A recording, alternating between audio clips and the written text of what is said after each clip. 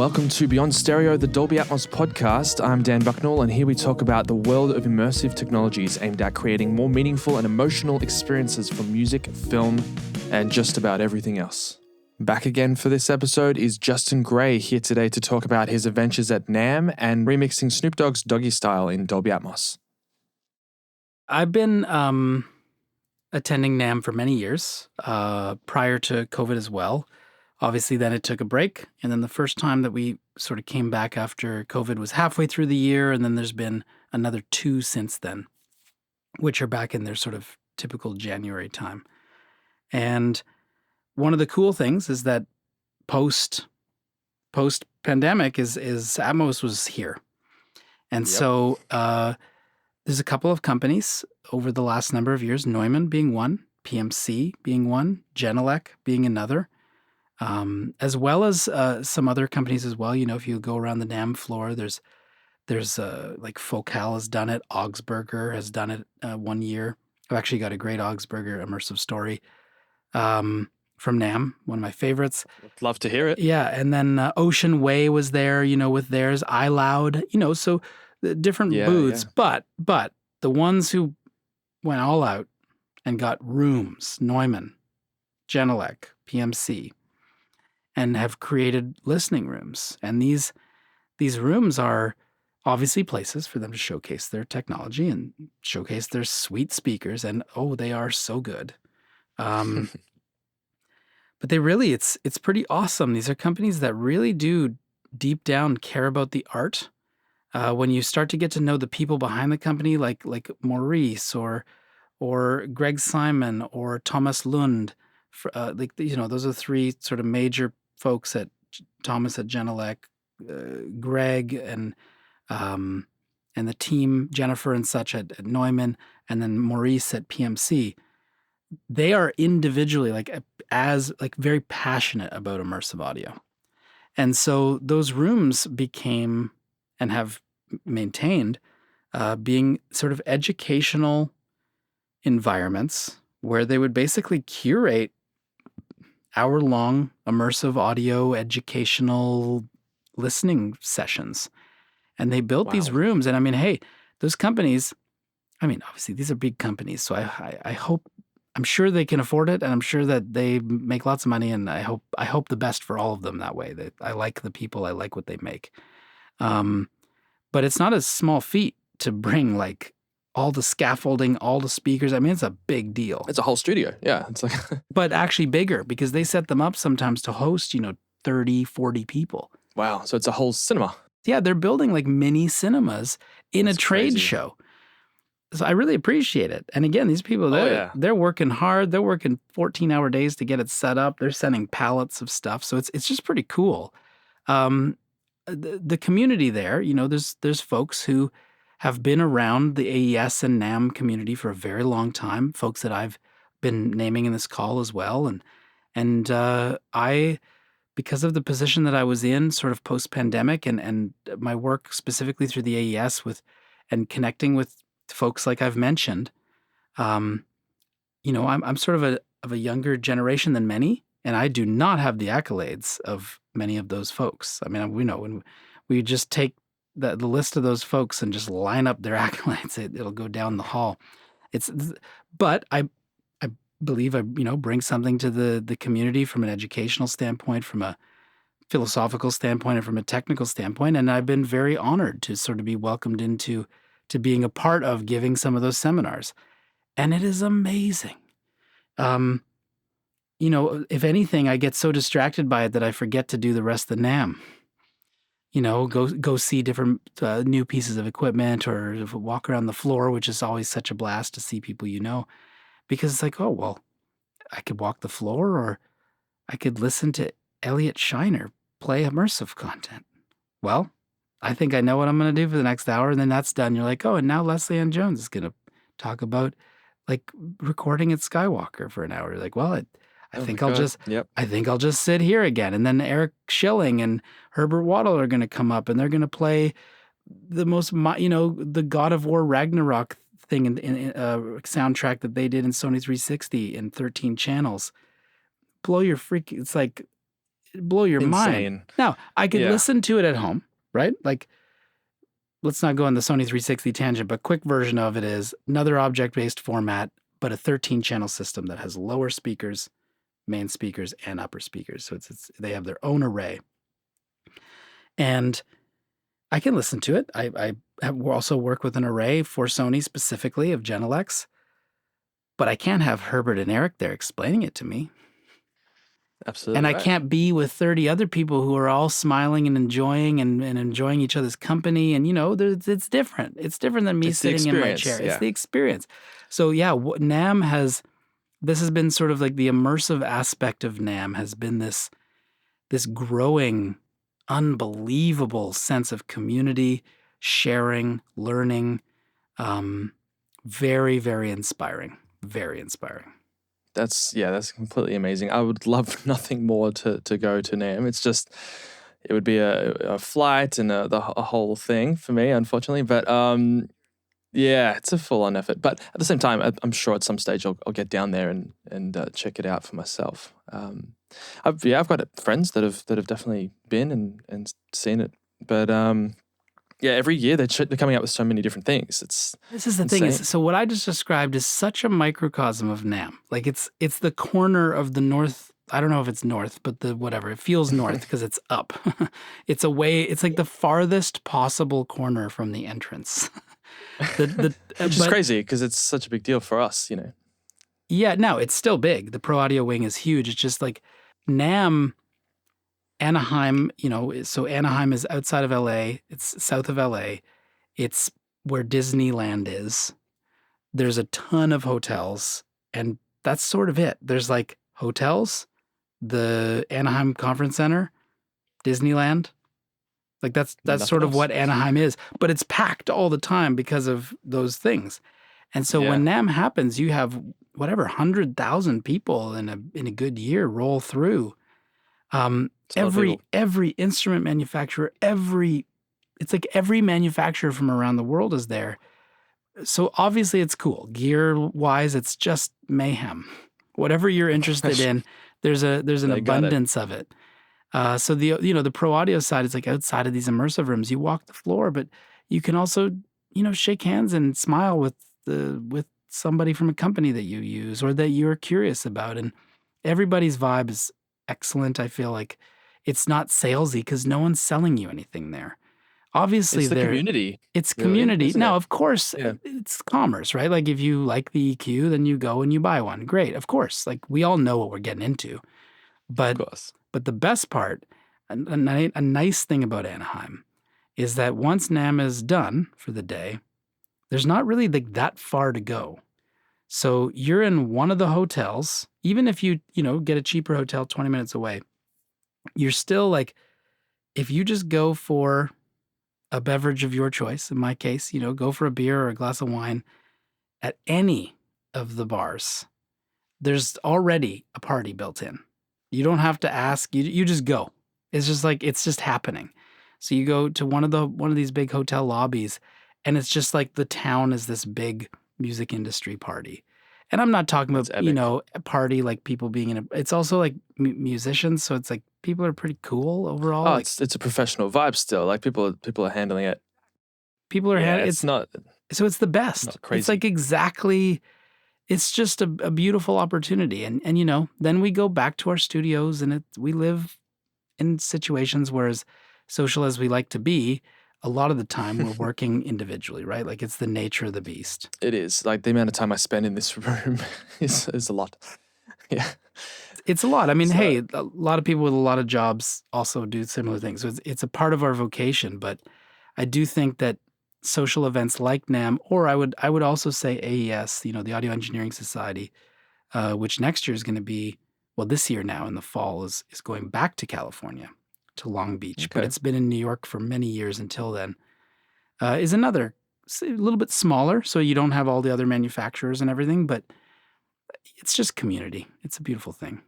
It is. It is. I think I'm sensing that more and more. I think the whole point is that everyone's underlining the reason we do this. It's just a simple idea of trying to do something that is inspiring to yourself first, but then to help other people.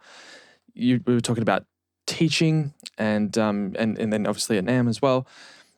That's sort of what it's all about. It's just about helping each other build cool things and just experiences and just life at its core, really, is what it's all about. Yep, so absolutely. Really, really cool. Yeah, so that's been it. I mean, the story I was going to tell you. So I had the pleasure and the challenge of remixing Snoop Dogg's Doggystyle in Atmos. I did see that. Yeah. And this was a full-on go back to the original tapes record. And it was a long journey. In fact, if anyone wants the Immersive Audio album site, where they sell, Jonathan, they sell digital versions of immersive content. So IAA, I have an interview on there where I sort of describe it. So, anyone's interested in sort of reading into the details. But basically, check that out. Yeah, they go back to the original 24-track tapes. The MPC was missing on a whole bunch of songs. And again, this is Dre's MPC. This is Doggystyle. I mean, this is, for many people, this is #1 hip hop record of all time, but it's definitely in most folks' top 10. And so when I got commissioned to do the record, obviously, there's a lot of pressure there, and I'm fine with pressure. It's not like feeling pressure in a negative way, but just this is a seminal piece of art. Yeah, you want to do it justice, absolutely. And it required an insane amount of work to restore, to recreate parts that were missing, which I did. Like restoration style? Is that what you mean? No, and even just having to recreate missing things. How do you do that? Taking the stereo master, let's say a hi-hat's just missing, it's gone, right? Wow, okay. So, especially at that time, separation software, sucked. I still think it's okay. Oh. Not when you start to spatially move things around, because you expose the problems, which are meant to be masked. Absolutely. Those artifacts are so easy to spot. Yeah. They're so easy to spot, and it just sounds whatever. It's getting better. And it works from time to time. You're like, oh wow, I pulled that bass out of nowhere. Great. But in this case, it's again, these are very famous hi-hats. So when something's missing, I take the stereo master, and my assistant Andrew Chung was a big part of this too. And timing, down to the sample, timing cannot change, right? Unacceptable, because it's the groove. That is art. The hip hop music, the timing of the kick and the snare and the hi-hat is it. So I cut up the master into every single missing thing and create MIDI triggers, perfectly timed, and then search and resampled in space, because my job was not to remix this record. My job was to make an immersive version of this record. So as you know, tonal qualities change when we move things. So oftentimes we have to re-equalize things because we chose to put them somewhere else. So I actually am referencing the stereo master and choosing the sample in the place that it needs to be to match. And of course, working with the team and working with the, not with Dre or Snoop directly on this, but working with their artistic team. It took many, many months just to, I would spend 6 hours just looping a snare drum, just trying to make a snare sound be exact, precise. Wow. And then, you walk away, you come back the next day and you're like, I thought I was there, but my brain was screwing with me. You know how it is. You listen to something too much and you just lose perspective. So anyways, completely remixed the record, top to bottom. What a journey. And then we're at NAMM. And so Snoop and Dre, they've used Augsburger monitors forever. And Dave Malekpour, who's I think he's the owner of Augsburger, and he's certainly is the main distributor. I think he's the owner of Augsburger. Amazing guy, such a cool guy. Tunes rooms all around the world. Augsburgers are the LA hip hop speaker of all time. Top notch. They are the big ones that were in every hip hop studio. And those things go, they're famous for just being so ruthlessly loud. But actually, the new versions of these speakers, they are building some. They're building some speakers. They're building a pair, there's a pair of speakers that they did, but they brought that just blow my mind. Like for the size, these speakers are, if that was the music I was working in all the time, those would be the speakers. Okay, wow. I haven't heard them. Really, really special. The whole thing, we're just like, whoa, how is that doing that for, especially just for bass and bass content. We're just like, God. But also with all of the hi-fi imaging and everything. Is it just like near fields? Like what are we talking about? Midfields, but not the big, like not the famous big ones. Like much like honestly, I don't know, maybe more like the size of like an A2, like the S2X, the Atoms, like the next size up from the ones you have there. But like they're not huge. And they're three-way? And they might even be two-way, but I need to look it up. Okay. I'll put a picture on the screen here to show people what I think they're two-way, and then like integrated sub and the amplification, like the whole thing, crossover and everything, and it's just like, oh my gosh. Needless to say, they set up a 914 of this on the floor at NAMM, not in a booth. That's insane. And it's so cool, so awesome in like their booth, and they had a renderer and everything. And the folks from Death Row, which is just Snoop's label, are all there, and we'd been talking. We'd never met in person, and I had all the files with me, and so we met at the Augsburger booth, and we were like, "Hey, why don't we get together? We'll play it back. You meet Dave, and just play back a couple songs, and it'll be great." And so we go, and obviously, Gin and Juice is going to be the first one that gets played. I played that right before we I was like, I got to hear this. Yeah, so we played Gin and Juice, and slowly but surely, just like the number of people in the zone just starts to just grow exponentially. That's awesome. And what's awesome is I didn't know it because I just didn't know it, but like a lot of original engineers were there, like people who are like, and it was a total party. And there was people who, and again, I'm in Los Angeles. This is West Coast hip hop. This is a Los Angeles record.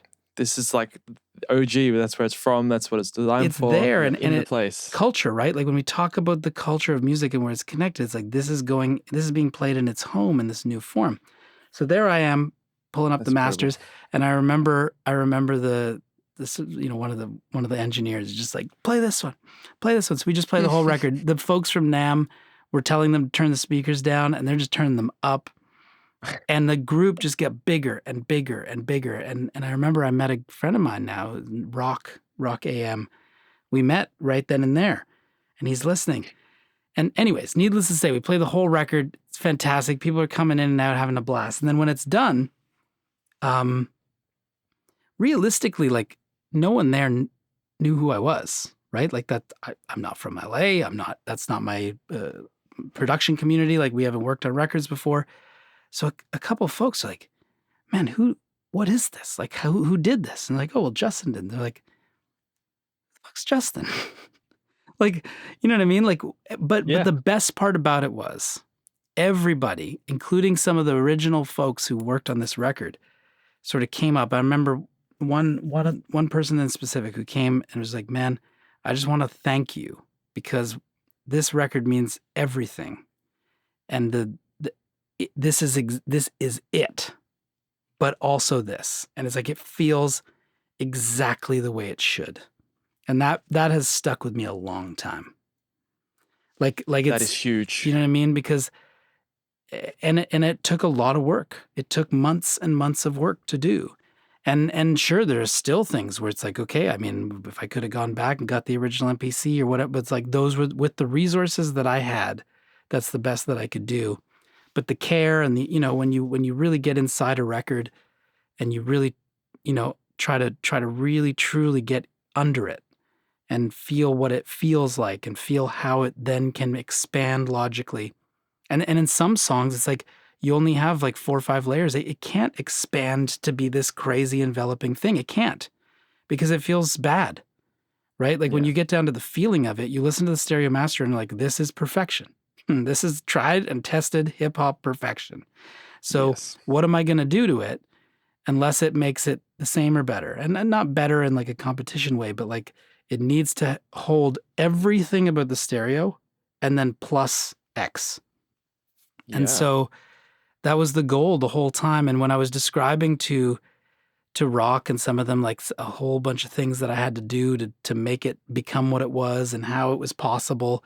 Like when you go back to tape, none of the EQ, none of the effects, none of the compression, none of the edits, most of the punch edits. I had verses that were the wrong verses. Like, oh, really? Yeah, tons of wildness. Now, anyone working on sort of legacy work knows this tale. But yeah, to be able to play it back at NAMM and have that party there, that's going to be a hard one to beat for me. That's huge. Yeah. Oh my God. I can't even imagine. I wish I was there. It was a blast. That would have been epic to experience with you. That's insane. So we were talking before about, so in a cinema that you're sort of designing your album to be heard in, and that you're making a dedicated theatrical mix for that. A lot of what I do ends up not always cinema. It's not the top level of cinema release or anything like that, but it is typically for festivals in a vast, the cinema wild, if we're going to call it that, because it's sort of different everywhere. So I tend to work in this room or another sort of near field experience, to do the premix and then check it in some sort of dub stage. When that happens, I notice specifically, different translation things occur, particularly around, say, where the screen is and where your left, center, right can be, where the wides actually are in a near field as opposed to the orthogonal. Things like that, like these are quite technical things that probably not everyone has to deal with, but I just wondered how that process was for you and how you make that work for two different Atmos environments. Yep, it's a challenge because they're different. And there's no way around it. And also Dolby's never promised that it goes up to cinema the way that they've promised it goes to binaural. No, there's a ceiling at 916. Yes. There's a home entertainment ceiling. Nothing crosses. Like Dolby, no one in any literature has ever said it works. But of course, cinemas are the best. They're the largest, some of the largest publicly available immersive audio listening environments on the planet, and there's a lot of them. So, of course, as musicians, or as at least for me, of course I'm going to find it, and of course I'm going to want to use it. So, yes. But it is a dedicated mix, though, right? Oh yeah. So it has to be. It has to be, and everyone I know who has had a situation where it wasn't a dedicated mix and it got replayed has been disappointed. It's inevitable. It's happened to me many times. Yeah. Where that's where they say 5.1 mix or whatever it is, and then you play it somewhere that cinema is very different to a near field or home entertainment situation. They're just different beasts, and they just never translate exactly. It might sound okay, but it's not exact. So I just wondered how you went about that for the album. Yeah, I mean, so first of all, of course, regardless of how well I think it went, and of course that will be determined soon when people get to hear it. In fact, so one of the world premieres coming up soon from the day we're meeting, June 7th in Toronto at a big 38 speakers sort of cinematic environment. I'm doing one at the Vine Theater in LA on July 10th, and then hopefully some in Europe with Ian Records and the label as well to do something with Dolby Deutschland. And I'd like to maybe at some point get to New York. And so, I have this, I have a dedicated DCP of the record, which means I can sort of travel around with it. So you're doing like a road show essentially. Yeah, exactly. I mean, I'm still, I'm working on how many I can afford to do and where. You coming to Australia? I would love to, but maybe even if I can't, then maybe it can go. But these are all, these are the other joys of being an artist: distribution and. Yes, all of that fun. I'd be there in a heartbeat. Thank you. So, something happened to me a number of years ago, which was awesome. Is I was doing a presentation on Atmos for music.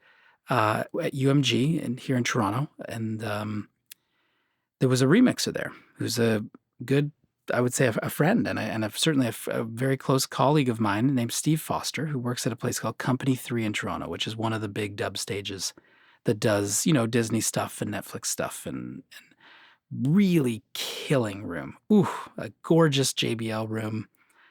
Oh, maybe one of my favorite places to listen to music in the whole world.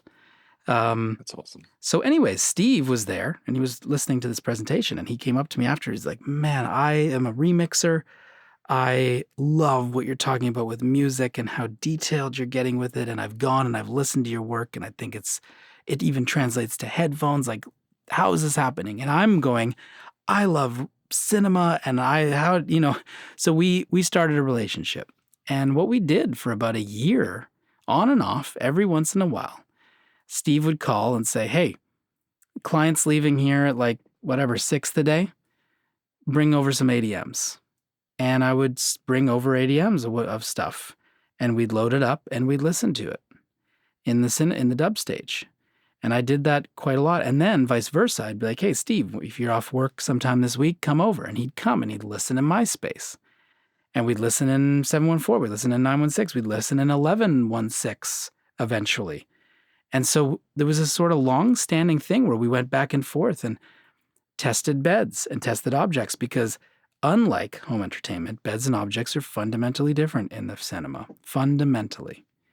In the sense that one of them engages arrays of speakers, which fills space very easily, but also lacks precision of location.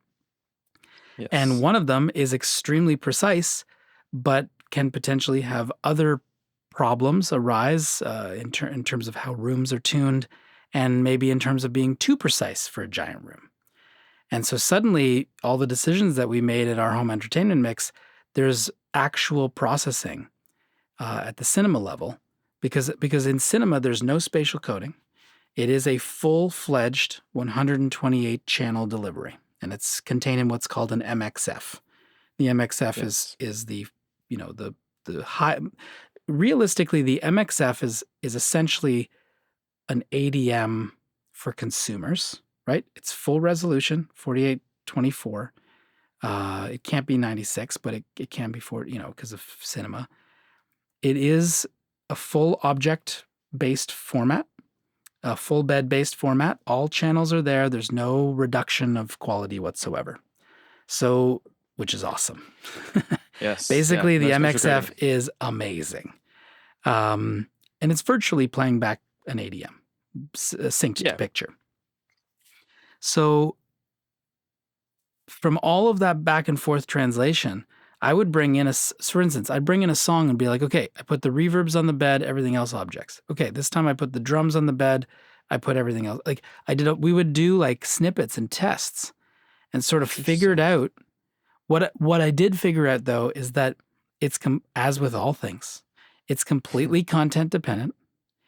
It's completely intent dependent on how punchy you want the music versus how wide you want the music, how orchestral you want the music versus how tight you want the music. It's totally dependent. And therefore, what you need is control.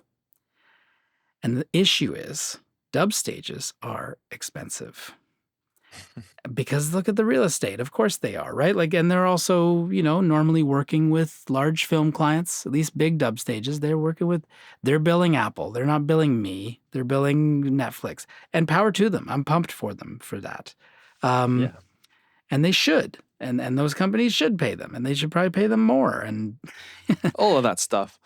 But I mean, it's not typically the mixes that we're doing end up there anyway, though. Is that what you're sort of getting at?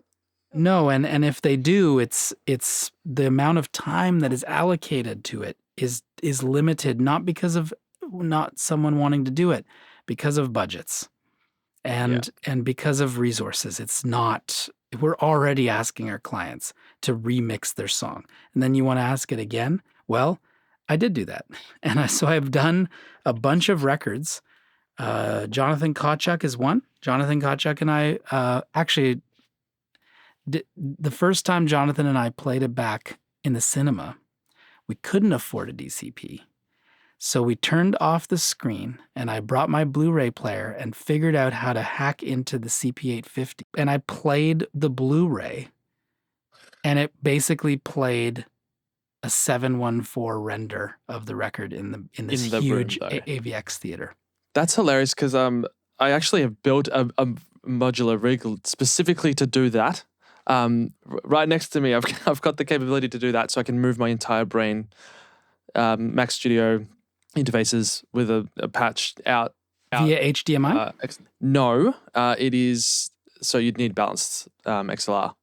Okay. But yeah, so you could still. I've done it before where I actually take the rig, the whole case, and go to a place, and if they let you patch in the control room is close enough, then I can actually run my whole studio session with my workflow in the dub stage. Interesting. No, so this one was in a movie theater. We couldn't afford to make a DCP. The CP850, if you can get a cinema owner to let you touch the menus, which they do not want to do. Yes. But I managed to do. I brought my just Blu-ray. HDMI in. HDMI in, it will read True HD.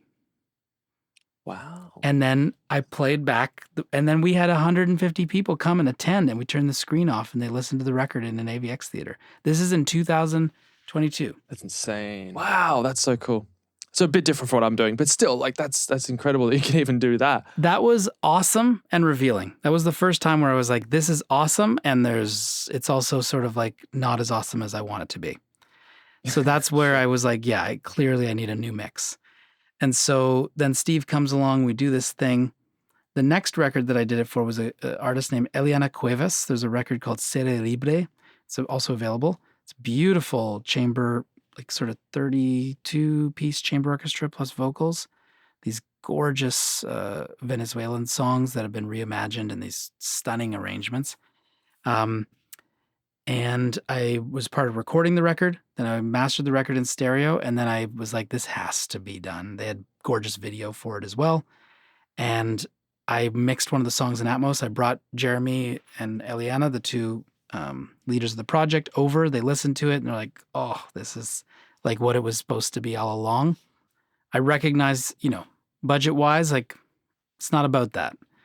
If you release this in a movie theater, I'll make this happen.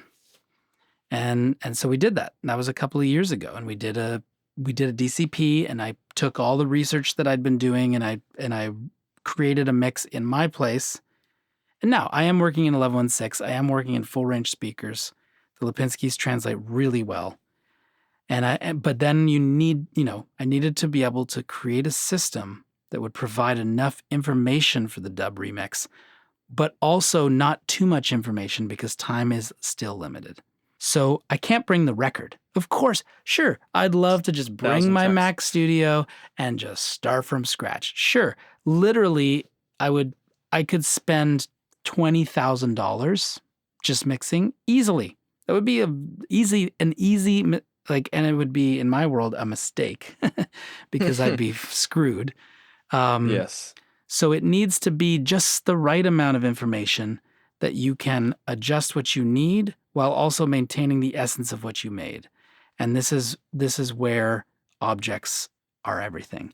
Not because you're going to make it an object in the theater necessarily. And this is where the film mixers are like, no, we like beds more than whatever. That's not what I'm saying. I'm just saying that the object is a mono track. And there are 128. There's 118 objects and 12 bed channels. And so we've got, and 10 bed channels. So we've got 128 linear PCM lanes in an ADM.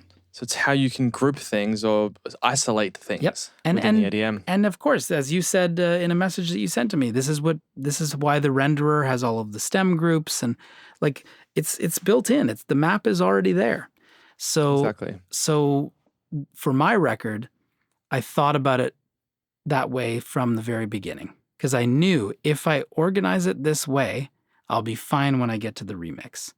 So before mixing a single note, I planned out exactly how I would organize everything into essentially 904 or 906 subgroups. Of course, the LFE is summed, right? Like it's just it's there. It's there. I mean, you could come to the dub stage with multiple LFEs, but realistically, in the songs, I usually am augmenting a kick or I'm augmenting a bass. I'm not trying to create super messy LFE information. I am making discrete LFE information always.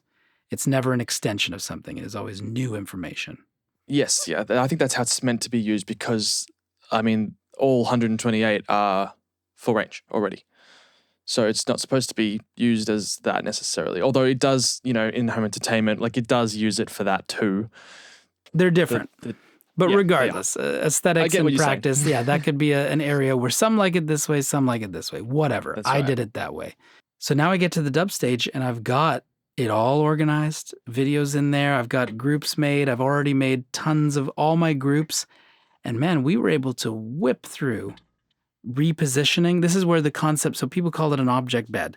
I want to call it an object group because a bed implies a speaker location in my mind, where a group is understand that. An object group is a reminder that it's just 15 objects that have correlated audio content. But Atmos doesn't see it as anything but mono tracks. It's actually one of the, if I was to say there's a flaw in the format, something that MPEG-H, which Sony 360 has, is the ability to have intelligent metadata that tells the system that there are objects meant to be grouped together. Okay, so Atmos doesn't have that. But even post-renderer, right? Like all it sees is mono. The renderer, yeah, that's right. Even in spatial coding, it doesn't know what stereo is. It doesn't know it doesn't know you made a 916 anything. It just knows amplitude and audio. Now, it works really well if we mix properly for it, but still, at the end of the day, it's a bunch of mono tracks. And you can move them if you so when you get into an now you get to your question about spherical to now it's Cartesian to still it is spherical. Right? Like my studio's spherical, but actually the renderer uses Cartesian coordinates. For your arrays. Is that why? Well, no, Atmos just uses Cartesian coordinates. So that means that it's a box. There are edges, there are corners.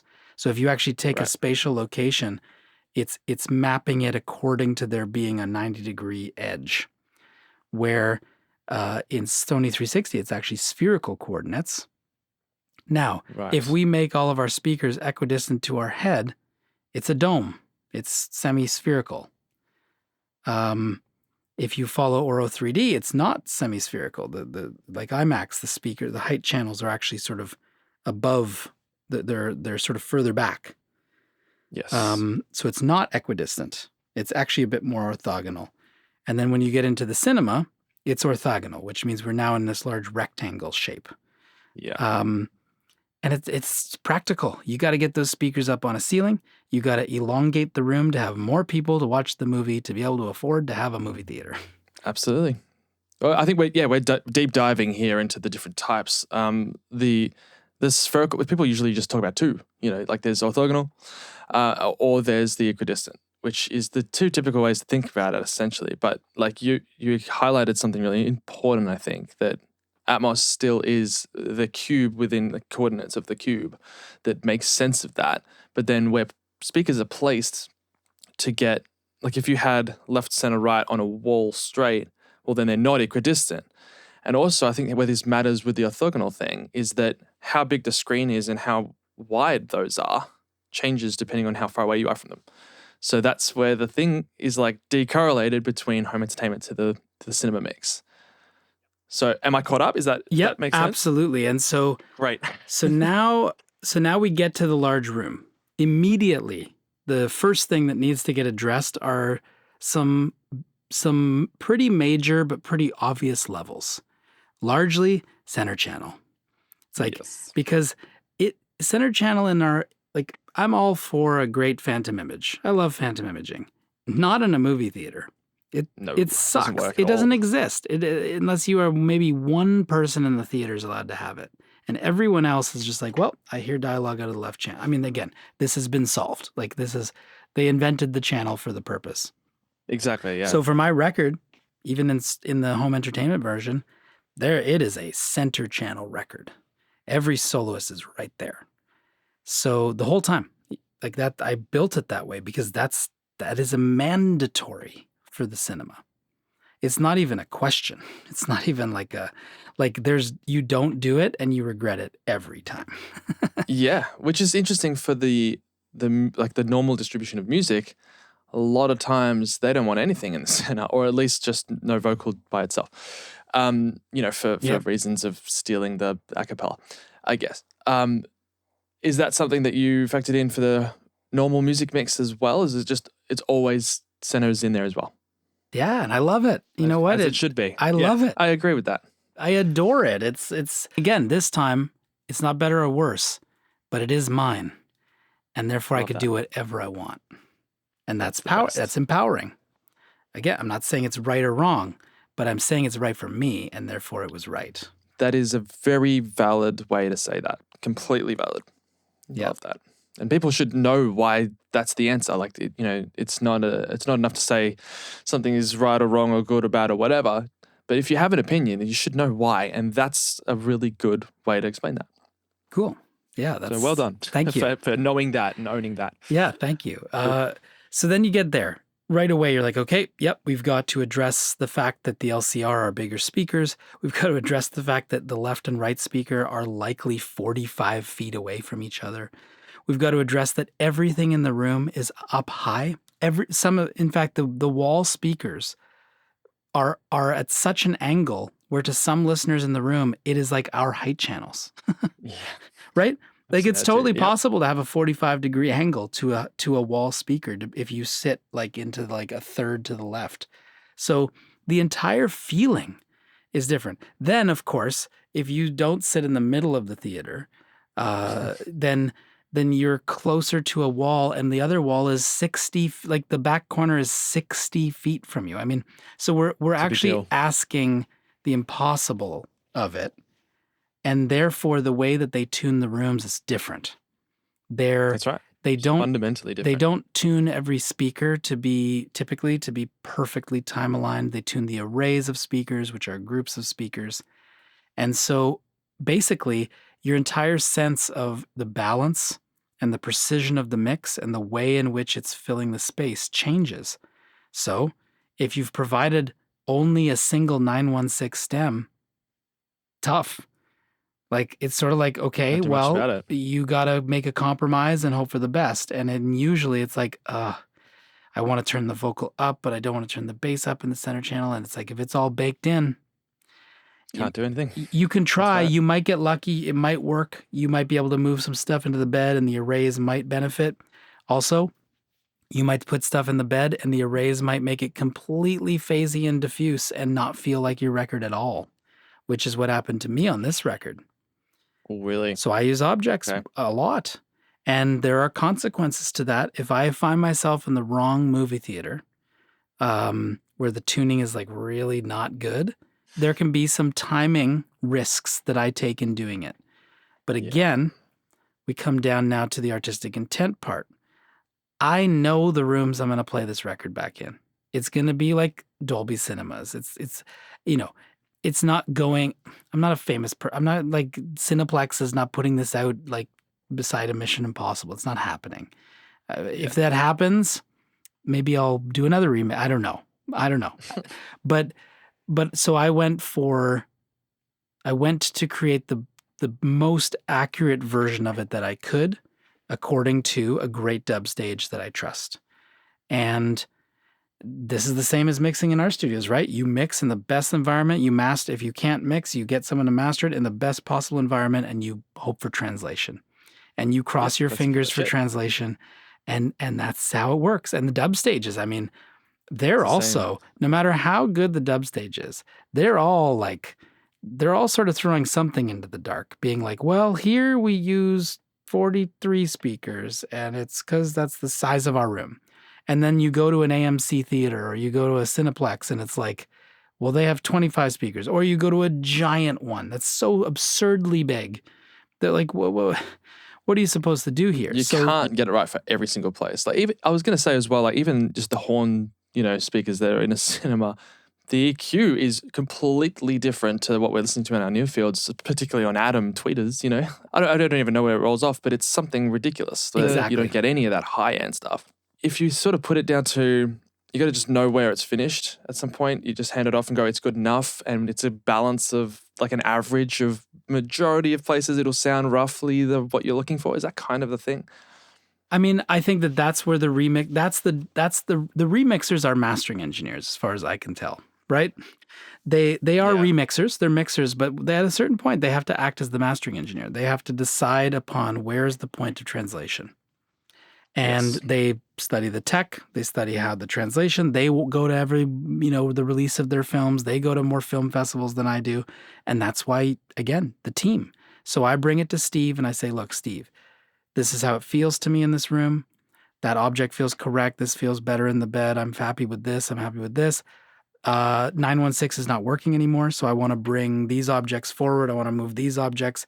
Now all of a sudden the instruments are filling the space, so I'm reorchestrating the record a little bit. Yeah. Which is, again, I built the control into the mix to be able to do that, so that the horns are all on their own. That way I can actually just move the horns. The drums are all on their own. I can just adjust the height channels of the drums. All built into like the concept of being able to fill that orthogonal space properly and try to engage the full space in the same way that I wanted to engage the full space in my mix. And then you work with someone who does that job every day. And that's why you're there. And you let them do their thing, and you have a dialogue, and they say, yeah, this is what I'm experiencing. This is what I think is going to work. This is how this is going to translate. Yeah, I think we should push the top end, or yes, I think we should have the rears be a little bit louder, because actually when you get to a smaller cinema, it's probably going to be smaller speakers. And now you trust that engineer. Yeah, it's all part of that process. It's a huge process, but it is like no one person can do all of it. That's the thing.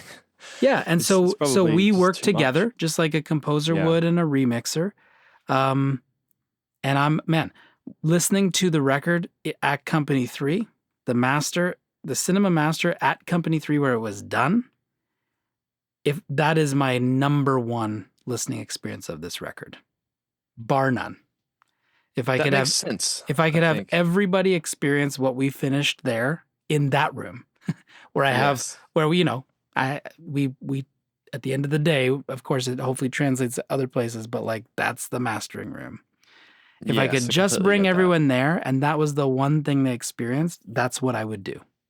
That's my sculpture. Even above. And the second place would be my studio and my chair with the 1116 and Lipinski's, because that's, again, where I crafted it down to its finest detail. Yeah. But at a certain point, we have to let it go into the world. And such is life. So at least I know that I gave Steve and the remix everything that I could in a practical way that allowed for enough adjustment to maximize the potential while also getting the record done in a day. Because that bill is my bill. It's expensive. Someone else wants to front a check. I'm happy to mix as many days.